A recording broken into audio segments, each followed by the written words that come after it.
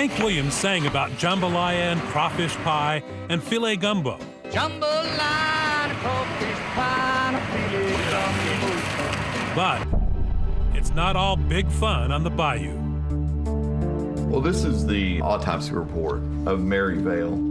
Investigative reporter Jerry Mitchell has been dredging up a secret that folks here in Lake Charles have been whispering about for a half-century.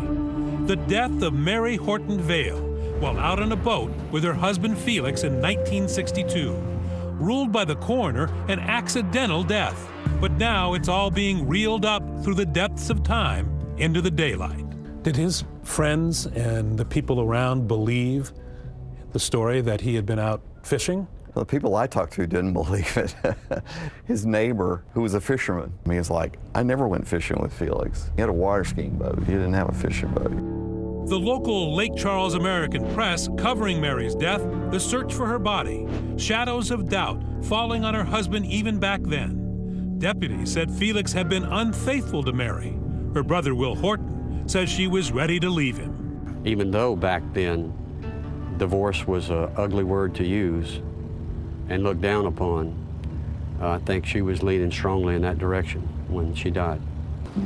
With Mary lost in the river, you might think Felix would be frantic to find help.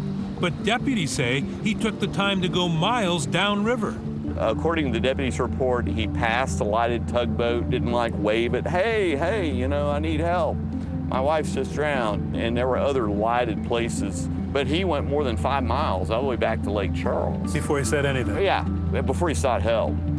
And then there was the life insurance, always the life insurance. 2 policies worth $500,000 in today's money. One taken out, paid in full, just months before. And then 2 days after she disappeared, Mary's body is recovered, still dressed in her sorority sweatshirt. Where they found her body was about where her body went down. It's right up here on the right. In his quest to find out what really happened to Mary, Mitchell discovers that most of the police records have vanished. In fact, the most important evidence in the case came from a civilian who was on one of the boats that found Mary's body. 2 gruesome photos. These are photographs he had held on to for more than 50 years. These photographs raise 1,000 questions. The odd positioning of the body, the existence of oil stains on her clothes. Experts later say it does not seem to fit with a drowning. And perhaps most importantly, the photos reveal something quite dramatic that to investigators today make Mary's death look less like an accident and more like a murder. She has a scarf in her mouth, 4 inches into her mouth. And there's a bruise on the back of her head. The theory of the deputies at the time was that Felix Vail may have hit his wife with an oar. Mary's brother Will says Felix seemed to handle the catastrophe remarkably well. If I'd have been in that situation, I'd have gone running to my wife's parents saying, oh, forgive me, please, I'm so sorry. I should have never put in that boat, it's all my fault. Never saw anything remotely similar to that from him at all. And that was the first warning sign, I guess you could say, that I saw. Instead, what was his attitude? He was somber, but he was silent. Mary's sorority sister Judy Turney drove Felix to his wife's funeral. He just seemed to be very flippant and not in mourning at all. And here's something that still galls. Even after Felix collected insurance money, he failed to pay the funeral home. He got money, enough to cover the funeral, and never put a penny towards the funeral. His own wife's funeral. Felix was arrested for 3 days. I think we all suspected Felix from the get-go.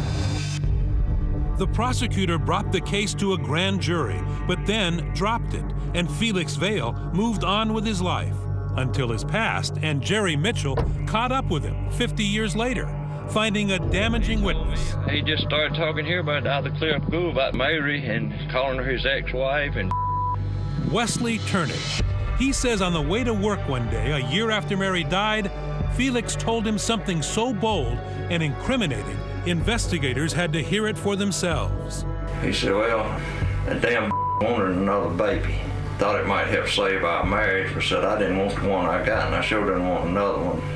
He said, I fixed that damn she won't never have another one. And right then I knew that I was sitting beside a murderer. It wasn't just Wesley Turnage. Mitchell found other witnesses who say Felix Vail confided in them. The reporter led prosecutors to Robert Fremont, who befriended Vail in Southern California during the late 1960s. He talked about something about a lake and a boat and, all this stuff, and, he killed his first wife. I thought it was maybe some kind of BS story, but the second time he told me, it was very graphic, and it really troubled me. I don't want to sound like he whacked her on the head and throw her in the water. Unfortunately, neither man reported those conversations to police at the time, and Felix went on to marry again. What are the chances something suspicious might happen to his new wife?